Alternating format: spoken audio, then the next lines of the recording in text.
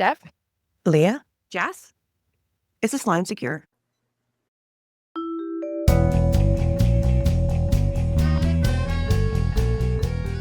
Welcome to Secure Line. I'm Stephanie Carvin. I'm Jessica Davis. And I'm Leah West. In November of 2024, the Canadian government expressed its deep concern over, quote, Russia's intensifying campaign from cyber incidents and disinformation operations to sabotage activities. This followed news that Western security officials believed two incendiary devices that ignited in DHL logistics hubs in Germany and the UK in July of last year were part of a Russian operation that aimed to start fires aboard cargo or passenger planes flying to the US and Canada. In October, Poland announced that it had arrested 4 individuals believed to be associated with these activities, with the Polish Prime Minister accusing Russia of engaging in, quote, acts of terrorism. Public Safety Canada refers to these actions as hostile activities by state actors, or HASA, defined as hostile activities undertaken by state actors or their proxies that is purposely covert, malign, clandestine, and deceptive. It can include threats, harassment, and intimidation. Foreign states leverage these activities to advance their strategic interests, including seeking geopolitical influence, economic advancement, revision of the rules-based international order, domestic stability, and military advantage. While threats such as foreign interference and espionage have largely dominated the national security landscape in Canada, these state threats have been getting more and more attentions behind the scenes, prompting Western governments to turn their attention to what once may have been called sabotage, but now constitutes a substantial range of activities enabled through technology. What are state threats, and are they really different from what's come before? Why are we seeing these activities now, and how should Western countries like Canada respond? Here to speak with us today is Matthew Redhead, a researcher and writer on financial crime and national security topics, and an independent risk consultant to the fintech and regtech sectors.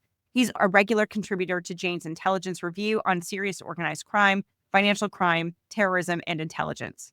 He is also the author of a new report, Old Wine, New Bottles: The Challenge of State Threats, published by the Serious Organized Crime and Anti-Corruption Evidence Research Program. Matthew, thank you so much for joining us today. Thank you very much for having me. So let's just dive into this right away. And first of all, I was wondering if you could tell us about the Serious Organized Crime and Anti-Corruption Evidence Research Program, which I think is called SOCACE, and what led you to write this report? Yeah, indeed. SOCACE is a program that the UK Foreign, Commonwealth and Development Office, FCDO, and I'll just call it Foreign Office from here on in because that's what we all call it. It's one of their several research programs which looks at areas of various transnational threats and issues. And in some ways, it's a little bit interesting that state threats has ended up being commissioned by this particular area because it focuses much more on serious organized crime and corruption. But that came up because we did some initial work looking at the relationships between organized crime and state actors, and it grew out of there. So that's why it's sat in that part of it. And we've been doing the work as part of a broader piece of work for the Royal United Services Institute and the State Threats Task Force there in collaboration. So it's SOCACE supported, and we in the RUSI State Threat Task Force have pretty much taken it forward. So then going on to the next obvious question, what is it that you mean by state threats? I've given you the public safety definition of HASA, as we call it. So is that the same thing effectively? It's broadly in the same ballpark. We had a great time when we had what we call our State Threats Task Force, which was 2 meetings of the great and the good, experts, former practitioners from the UK, some Five Eyes, European, etc. And the real problem when we started it was like, okay, in the UK, we talk a lot about state threats, and everybody was saying, what do we mean by state threats? There is a quite lengthy description in some of our Home Office, our Interior Ministry, in their kind of consultations on this, which is very long and wordy. And we had all sorts of things from, I think one person said, south of war and north of peace, which wasn't very helpful. The grey zone was another one. And the kind of classic, I know it when I see it, was one of the other ones. I mean, we actually looked at the Canadian example. We looked at others like Australia, the Netherlands, and what have you, and tried to say, okay, there's a UK definition, but if we look across all the different cognate definitions that we can find. What are the key elements? And it's not, most of them are in the same ballpark. There are family resemblances there. It's primarily covert, coercive activities, although the UK includes overt for some bizarre reason. But anyway, we'll leave that aside. A state has to be behind it, even if it's undertaken by a non-state actor. It has to be for a political purpose. There has to be an intent to do harm of some kind. One of the issues that really came up for us was sometimes the activities of states which are harmful to others are potentially negligent. Is that a state threat? No, it wasn't. And clearly, as I say, it was also meant to be short of war, but then we also said it's not peace. So where's the other side of this? If it's not war, what's the lower end? What's the threshold there? And so we came up with a form of words around common international practice and standards of behavior, which is a bit fuzzy, but as a working model, it helped quite a lot to actually narrow down what felt like quite an amorphous area. Thanks. We recently had the foreign interference inquiry, and one of the big debates around the inquiry was, where are we drawing this line between what is foreign interference versus foreign influence? How do you know? This sounds very similar. And I guess in that case, this would be a subcategory of state threats. And as a subcategory, it has that similar challenge with the broader category of where are we drawing this line? Is that fair? That's absolutely spot on. And one of the problems that we have, like, when you look at some of these subcategories, such as influence/interference, and in the particular piece of work we did, we called it malign influence rather than interference, but that's effectively what it is. What you could find is very open, overt, what I don't want to describe it as benign influence, but open and overt influence very easily slid into malign influence. When you actually look at the way that, say, for example, the United Front, or I always get this mixed up, United Front Work Department are the ones I'm talking about, the CCP. I think there's a phrase that they use about making friends and seeing what happens. And that sounds fine. But one of the things that you see in some of the cases is how something that looks perfectly reasonable to start with can slide into something much more questionable. So it's a hard thing to do. And in many of these cases, I think you end up doing it case by case almost. I think one of the things that we found, and it's not just about malign influence, is there are certain things which look perfectly reasonable at the start and might be reasonable at the start, which can be weaponized and turned into a state threat. So it's difficult to just draw that line simply. It's saying, okay, there are potential vulnerabilities here we need to be aware of. They are not necessarily by nature malign, but they can be distorted.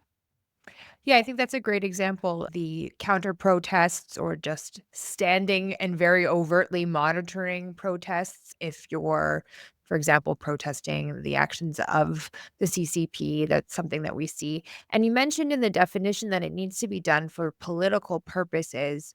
And would you include transnational repression of dissidents as part of state threats if it's done abroad? Yeah. We do, and we had a bit of a debate about this as well, because there was one point of view which was, well, look, this is actually effectively domestic repression which is taking place on a global stage, which is a dreadful thing in its own right, but it's not necessarily an attack on a state. However, one of the sort of the winning argument was it's an abuse of other sovereignty.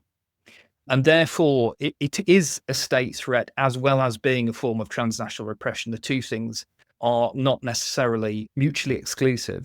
The other thing that I would say about transnational repression is we talk about transnational repression in terms of looking at domestic dissidents and critics who are living overseas who are being targeted. I think one of the things that came out to me from the work was actually transnational repression is not just targeting domestic citizens or nationals or people from the cultural diaspora or whatever it might be. It goes much broader than that. It goes into journalists from other countries. It goes into political leaders. It goes into the think tank world. It's all bad. It's all bad. But the reality is it's not just dissidents who are complaining using the UK or Canada or what have you as a platform for doing it that we're talking about here. So you say in your report that this is essentially sabotage, espionage, subversion. These have been done since time immemorial, as we like to say. What's different now? Is there anything different now, or are we just paying attention? That's a really good question. I think one of the debates that we had when I was going through peer review for this particular piece of work was a senior practitioner from the UK who was reviewing it. So it doesn't matter, does it, one way or another, because it's an issue now, whether it's something we've got to deal with.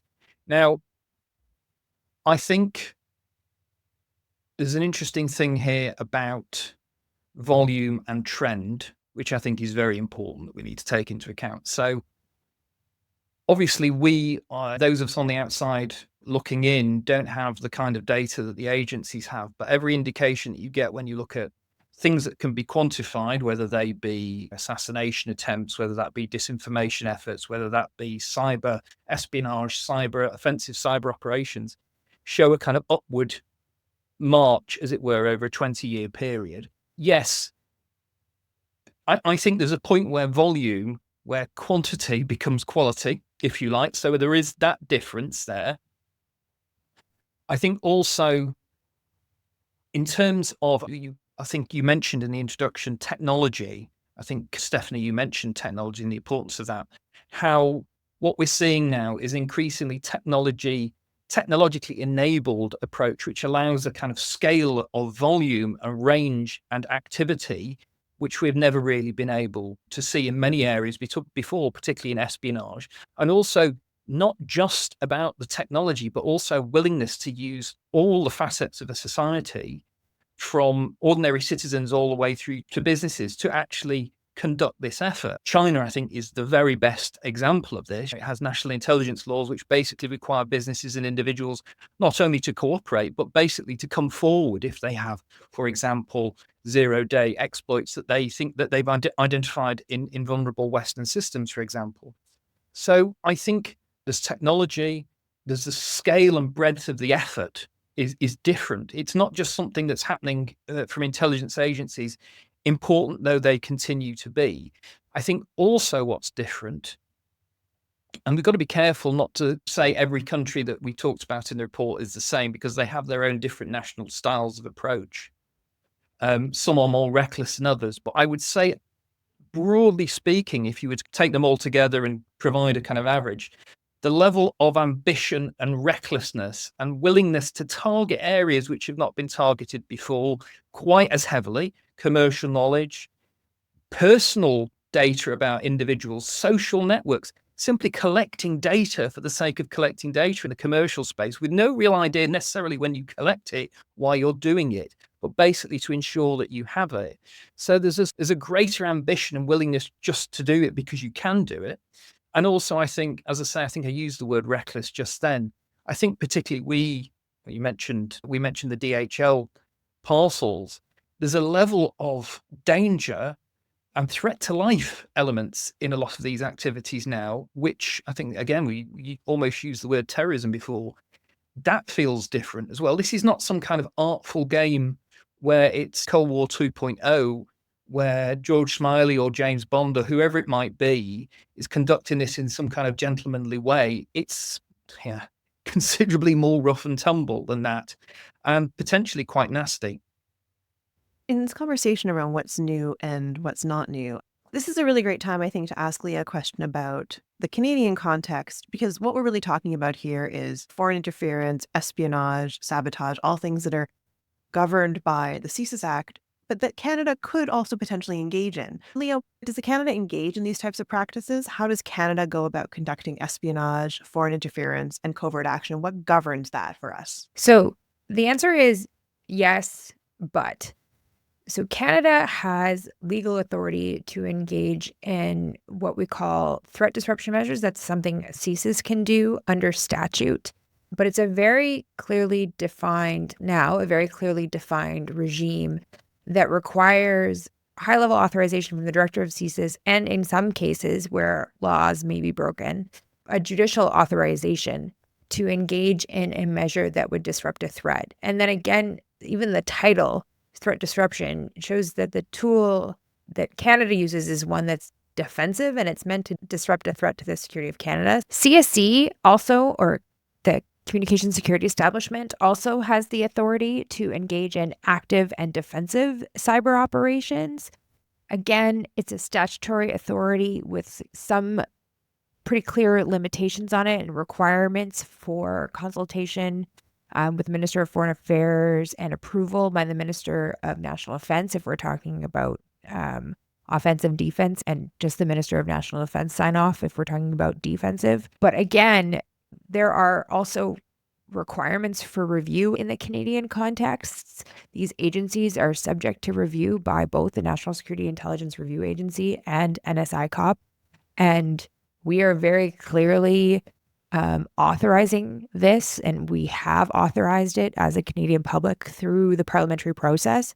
So it is a very different context to say that Canada engages in these practices than it is to say China and Russia, where you have, off-book criminal enterprises engaging in assassinations and cyber attacks and cyber crime in the name of a state. Matthew, when I was reading your report, I was really struck by the issue of sabotage because foreign interference, and broadly speaking, we've seen lots of that in Canada, very well covered in the media. But I wouldn't say that we've seen much, if any, sabotage here. So I'm wondering if you can maybe reflect on what's happened in Europe and where you've seen sabotage and why you think it might not be happening in Canada. Okay. It depends on what your definition of sabotage is and whether you include, if you like, preparation for sabotage as well, preparation for future cyber offensive operations, which I would do because I think effectively it's a virtual form of sabotage. In Europe, what we have seen, and obviously we're talking primarily about Russia here, is a sort of escalation over the last decade. And we can go back to, I think, 2013, 14, where there was targeting of particular factories in Eastern Europe, which were providing or part of the supply chain for Ukraine after the sort of annexation of Crimea and the ongoing war in the east of the country. What we've seen is a sort of ramping up in the last 2 or 3 years for obvious reasons in correlation with the full-scale invasion in 2022. A lot of what we've seen in Europe has, it first and foremost, focused on military industrial elements which supported, or which were linked to Western support for the Ukrainian war effort. So it would be both commercial and also targeting of military bases. There was targeting of base in Germany. We had a factory in the UK which was targeted by 2 individuals who'd probably been paid by Russian intelligence to do that. So we had that kind of model. And what's happened in, I'd say, the last year or so is that's expanded. And you've seen examples of what we believe to be sabotage in terms of things like arson on shopping centres and retail centres and what have you, areas completely unrelated to the war effort, particularly in the Baltic states and Eastern Europe. So there's been a kind of more general sense of that. And on the cyber side as well, we've seen more and more interference with infrastructure in Europe. There's been numerous attacks on Central and Eastern European train control networks as well. And of course, as was mentioned before, we had the DHL parcels on planes. So what we're seeing is a sort of an increasing range of different targets being used, a willingness to just move outside the obvious areas of targeting things related to the Ukraine war. And also, again, going back to my point from earlier on, if you like, putting human beings much more at risk than they might have done before. Because, of course, if you're going to set light to a shopping centre in the middle of Warsaw, who knows who's going to be in there? If you're going to put a bomb on a plane that's going to set a package alight, who knows what's going to happen to the plane, et cetera, et cetera. If you're going to create a train accident in Eastern Europe, what's going to happen to the people on there? So we're seeing a sort of escalation in terms of the intensity. And in some ways, and I'm grateful for this, that we have so far not seen significant loss of life as a result of that. And in fact, I think from that point of view, we're probably lucky.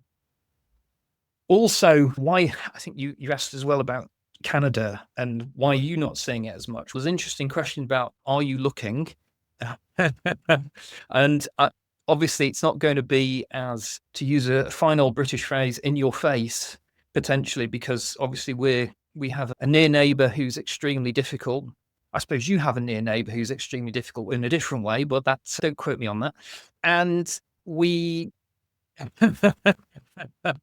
so the thing that I would be concerned about is what's going on in a kind of, I think there's probably more going on in terms of surveillance and potential preparation in Canada than you probably put.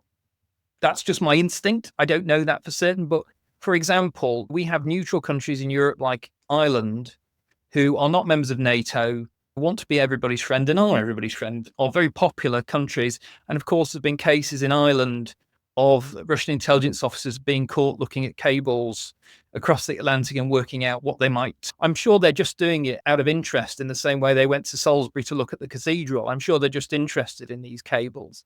And of course, you've had Russian trawler fleets in and around Ireland paying attention. We've, of course, had interesting things in the UK about lots of drones over airports, etc. I think there's a lot of activity going on which has not yet been badged as potential preparation for sabotage. And obviously, I'm not following the Canadian news as much, but I wouldn't be surprised if more of this was going on. And at the very least, preparation is going on. And on that point about cyber, this has been something that most of the cyber related agencies, Five Eyes and also some European ones, have been pointing out for the last year or so, that we're seeing more and more activity which suggests not just espionage, not just going in and causing a bit of difficulty, potential pre-positioning in the event of a war. So I would look at that as being something that affects you guys probably as much as us. And in fact, I wouldn't, particularly if we're talking about China, potentially more than us. That brings me to another question. Who is engaging in these activities? Is it all states? I think we can think of the obvious states such as China and Russia who are engaging in these practices. But who are the states engaging and who are the states that are the target of these practices? Yeah, I think that's a very good question.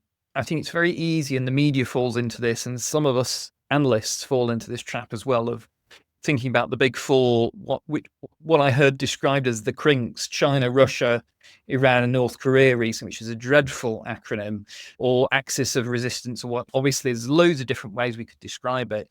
And they are, if you look quantitatively, and if you would like gut response qualitatively, when you look at all this sort of reporting, they loom largest. China and Russia, particularly for very obvious reasons. They're large countries with lots of resources. Iran is a little bit below that. North Korea, in some ways, is a sort of sui generis example which has particular issues. But one of the things that really came across from both the task force and the research was we're seeing more and more states, let's call them middle powers, who are willing to use these kind of techniques and play in particular areas that they might not have done as much before. I'm sure they did something in, but it's become more accessible, particularly the technology. So if you were to go somewhere like the Middle East and you were to look at countries like UAE, Kingdom of Saudi Arabia, Egypt, their level of involvement now in disinformation online has just ballooned over the last couple of years.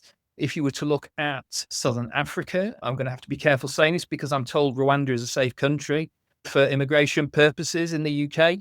Rwanda has been conducting all sorts of different aspects of state threats as we would define them over the last few years, from transnational repression to involvement and supporting armed rebels in neighboring countries, etc.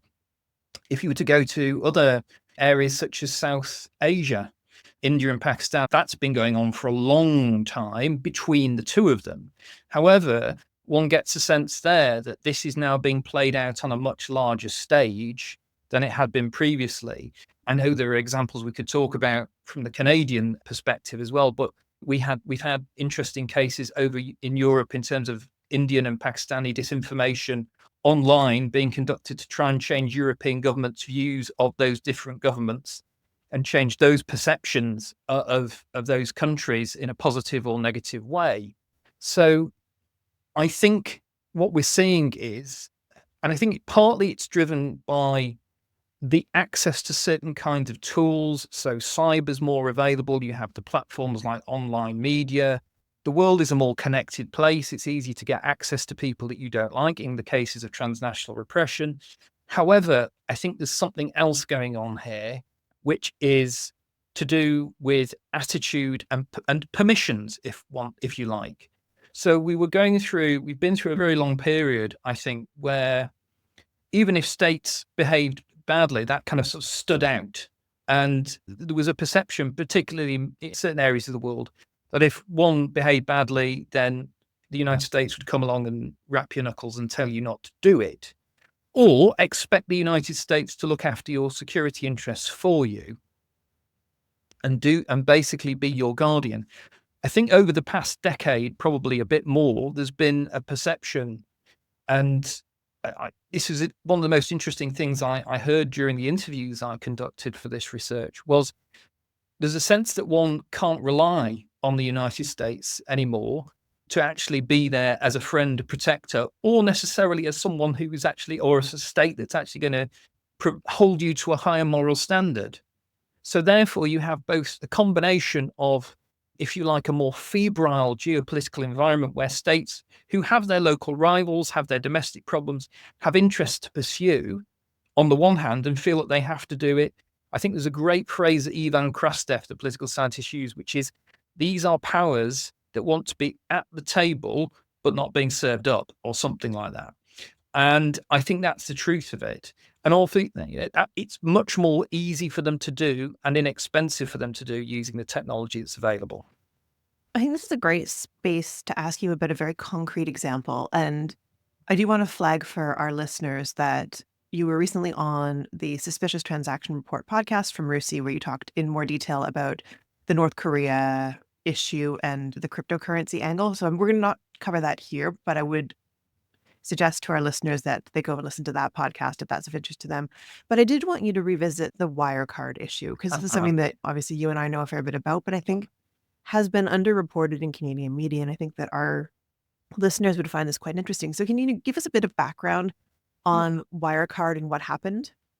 Off the top of my head, I can't remember how much money was lost in the Wirecard fraud. So Wirecard is, because it still exists, a German financial institution, fintech, effectively, very large and successful one, which had been doing extremely well. And then I think it was in the summer of 2020, there were issues raised about the finances of this firm. And I think it was 1.9 billion euros that were found to be missing. And there were lots of questions in German authorities and internally. And the chief operating officer of the bank, a man called Jan Marsalek, who was an Austrian national, said, I know where this money is.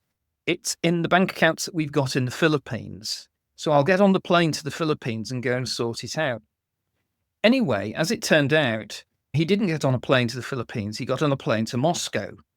And it turned out that the money he said were in bank accounts in the Philippines were not there. Number one, he's quite clearly a potential, let's be very careful about this because I don't want to get sued. And I went through lots of legal advice when I published my report. He's a possible suspect in that case. And his conduct has raised issues about his potential involvement. So we thought it was purely a fraud. Anyway, turns out that Jan Marsalek had a very interesting background, that he had significant relationships within Austrian intelligence. He had significant relationships within the Austrian, dare I say it, far-right political parties. He had significant relationships with former Russian intelligence officers, and that he was running his own private military company, which was conducting operations in Libya alongside Russian private military companies.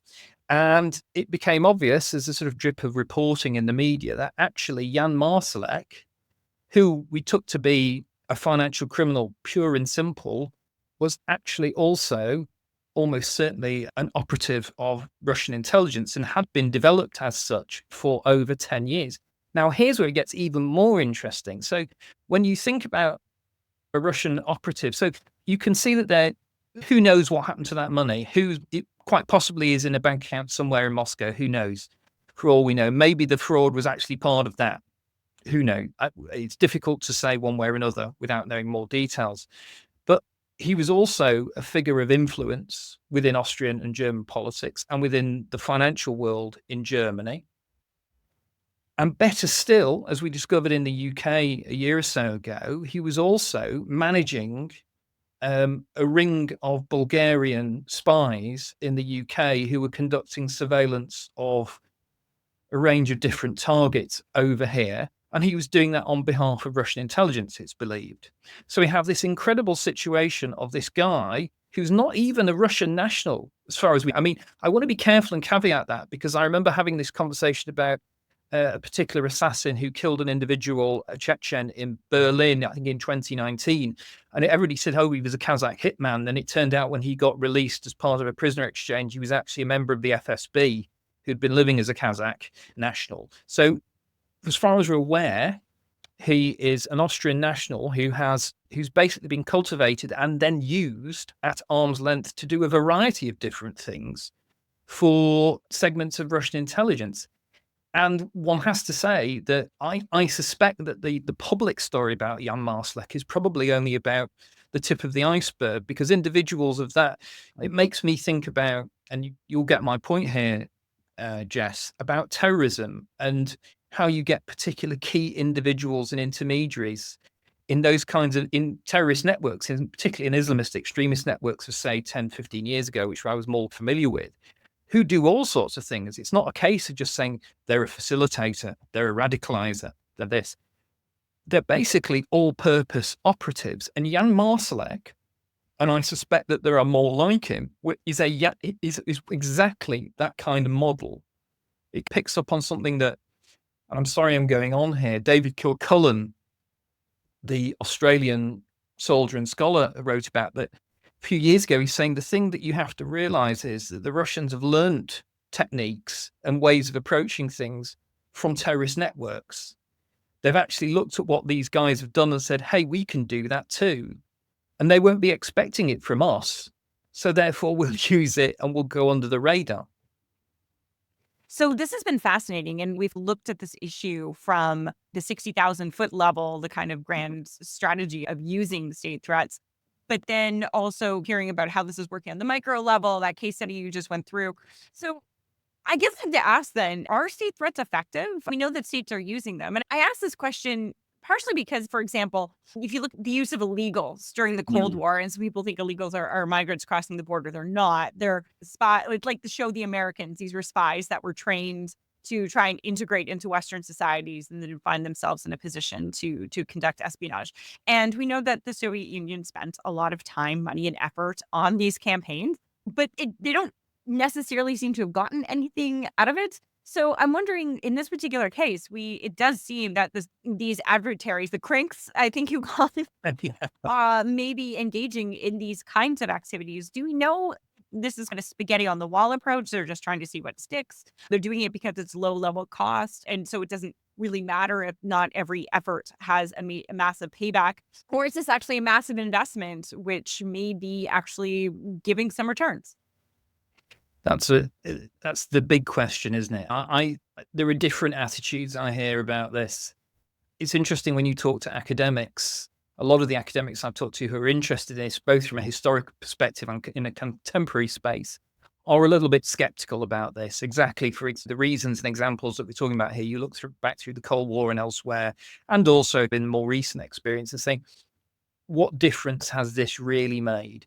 Is this not just a case of these agencies doing what they do because it's part of their culture, their institutional ethos, and also a little bit like the Special Operations Executive in the UK during the Second World War? There wasn't very much else that Britain could do in 1940-41 other than try and conduct sabotage, and these were pinprick attacks. But it was something that we could do. So why worry about it? I think there's a couple of questions here. I think it's very difficult to say to yourself, first of all, you have to ask yourself, what are they seeking to achieve? And first and foremost, that's very hard to do because nobody kind of puts out a policy statement and says, in doing these things, we are intending to do X, Y, and Z.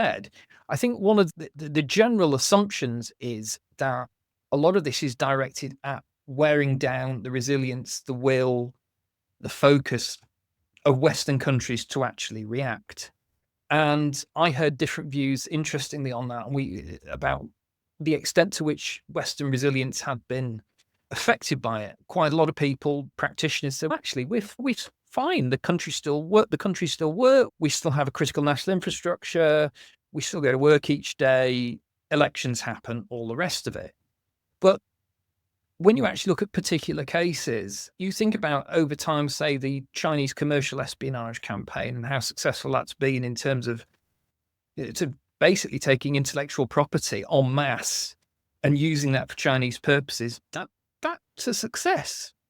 You think about North Korea and its cyber campaign of what, 4 billion over about 7 or 8 years in terms of cryptocurrencies, in terms of US dollars. That's success. They're the best in the world at it. You look at 2016, and I'm going to get into controversial waters here, in the presidential election in the US. There were a lot, obviously, it's not just Russian interference. We know it was happening, but it almost certainly helped whatever outcome that they actually wanted. So you can say it's a success. So you can find examples where it's ticked, potentially it's had kind of material impacts, positive impacts that these states want, and also perhaps made things life more difficult for the West. The other thing I would say about this is that we've got to be careful in the West not applying our own metrics to the way we think about it. So having worked in the UK government and done performance management in UK government, it was all about like how we've invested this money in protective security. We've invested this money in counter-radicalization. What results are we seeing? Are we seeing them in 6 months? Are we seeing them in 12 months? Are we seeing them in 18 months? We do all these lovely spreadsheets. And we assume that everybody else is thinking in the same way. But one of the things that comes across, particularly if you say, look at the Russian agencies, that their whole attitude is, this is drip. This is going to take time. And if it's going to have an effect, it will take time. And actually also, as one interview said to me, he said, for example, the Russians have a gambler's mentality, which is we do this and it might not work and we don't care because the time that we win, we're going to win big. That's the perception. So I think that we need to be careful not to downgrade it. And the other thing about this is, when I talk about resilience, yes, we're resilient so far. That's what it, broadly speaking. But that doesn't necessarily mean that we're going to remain resilient in 3 years, 5 years, 10 years, what have you, if that drip continues. And I think one of the things that really struck me about, dare I say, I was very interested in your podcast about the Commission on Foreign Interference, was there was a certain amount of complacency. It sounded from reading the report about we've had no problems so far, or very few problems so far in terms of malign influence. So therefore, apart from disinformation, which seemed to be, an area of concern, we don't need to worry so much for the future. I think that's quite short-sighted. And I would say it's short-sighted because if you were to go to places like the Baltic states and Scandinavia and parts of Eastern Europe who've been on the receiving end of these kind of activities by Russia for 20 years, they found it has had an impact over time. So I think we need to be a little bit more circumspect about this than many of us have been up until now. So thank you for that. It's a really interesting general overview as to whether or not this strategy is successful. Jess, I want to just turn to you for a second because you've looked at some fairly specific cases of this. You've done some research on how states are hiring criminals for assassinations. And so that's an interesting kind of maybe case study here when we're looking at effectiveness. Were you able to find many case studies or some answers as to why states like to use criminals in this sense, as opposed to, say, maybe their own agents?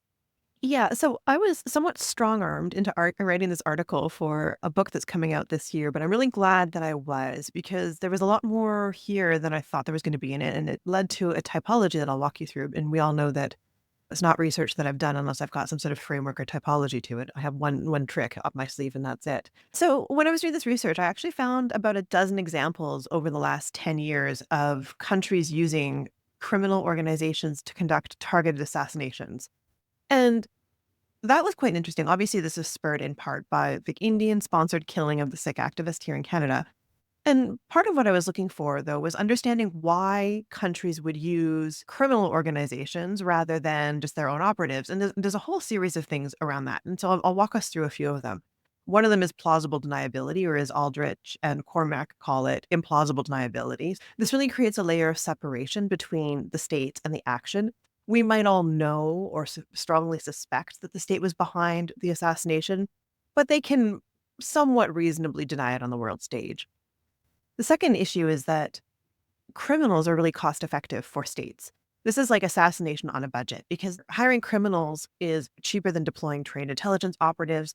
It's much less risky from a state perspective.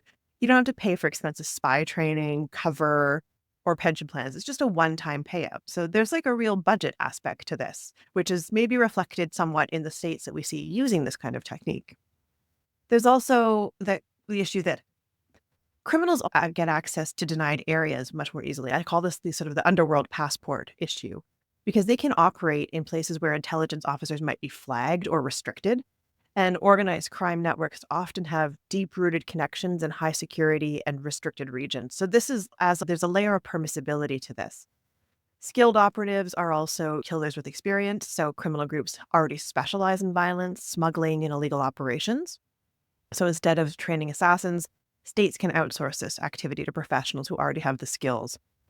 This is also a great cover for espionage. It's the perfect disguise because often when states are looking for espionage, they're not also at the same time looking for criminal activities. Just the way our intelligence services and law enforcement tend to be structured is that these tend to be separate skill sets or separate areas of investigation.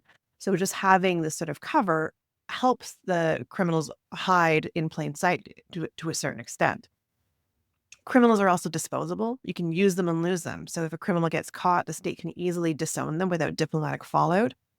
Whereas intelligence officers being captured creates a major risk. Criminal elements can be written off as rogue elements. And finally, I think this one is a bit more interesting. There's also a lack of scruples. Like criminals tend to not have any moral hangups, where in some cases, spies might actually push back against the idea of conducting a targeted assassination on, in some cases, a friendly or somewhat friendly country's territory. So there's a lot of different, very practical reasons why states use criminals to conduct targeted assassinations, which I kind of think of as the ultimate form of foreign interference.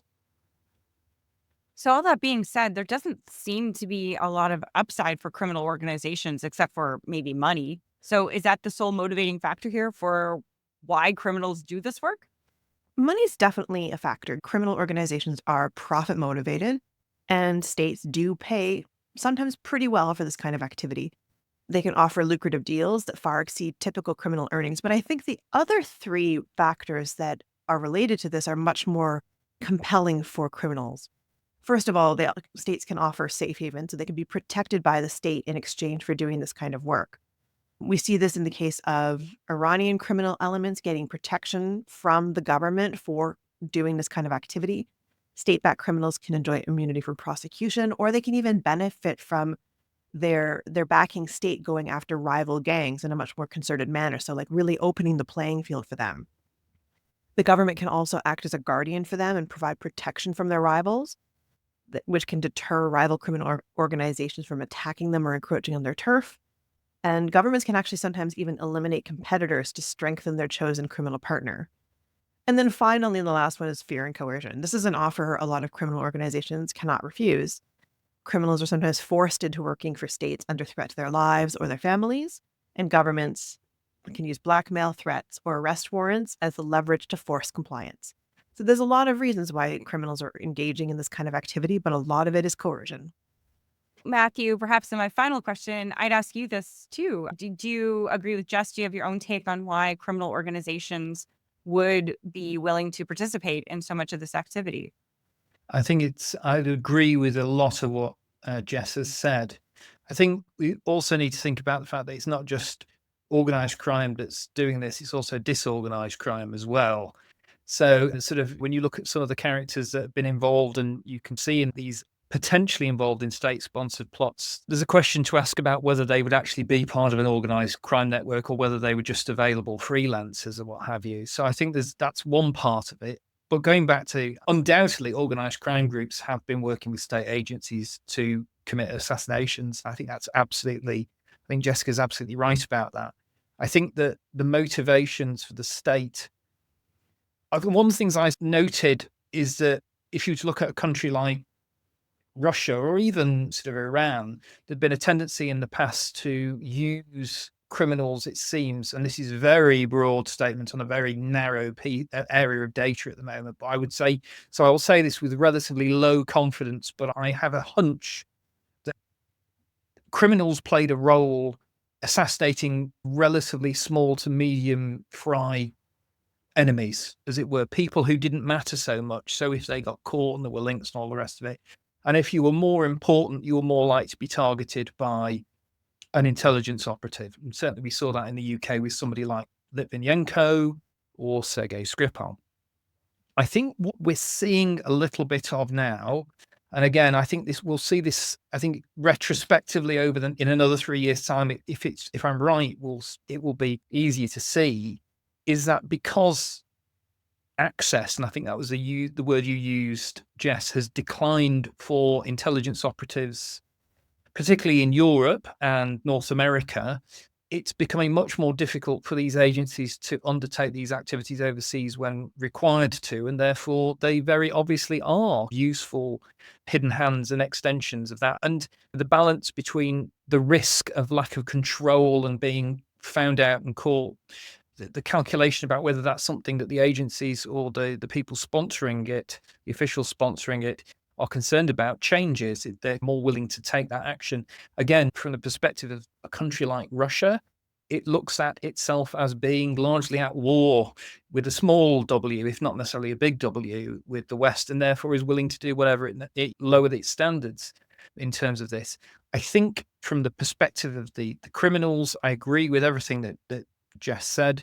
I think I'm going to contradict myself here and say, on one side, I think it's interesting that I suspect in some cases patriotism might even play a role in some cases, although when you actually look at some of the networks that have been linked, I think an Eastern European network that was linked to a case last year, I'm trying to remember the details, but they were linked to a potential Iranian assassination. It was an Eastern European group, all saying Russian connections with Bulgarian organized crime, what have you.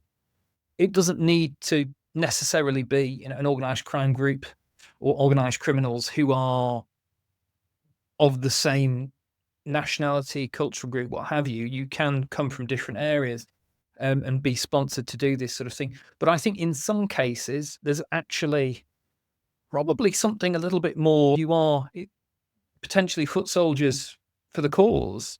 I think that's certainly the case in some of the Russian examples. So I agree on the whole, but I think these things are incredibly complicated, and just to be very difficult and academic about it, I would say it probably depends on the criminal, really, and the criminal group in terms of what their motivations are. But the key thing is we shouldn't be looking at all these groups as the same. Yeah. Criminals are just like us. Yeah. Have different motivations, have different reasons why. Exactly. Perfect. Matthew, thank you so much for joining us today. We've certainly learned a lot. I think our listeners have also learned a lot. And this has been a really terrifying conversation in a lot of ways as to what's actually happening out there that may be under the radar, but may unfortunately be coming to a country near you soon. So with that, I just want to thank you for joining us, and hopefully we'll have you on again soon. Thank you very much for having me. It's been a pleasure. Thanks, Matthew. Thanks, Steph. Thanks, Leah. That's all for this episode of Secure Line. Thank you so much for listening. If you enjoyed this podcast, please support us by spreading the word. Tell a friend or a colleague, and be sure to subscribe, rate, and review. See you next time.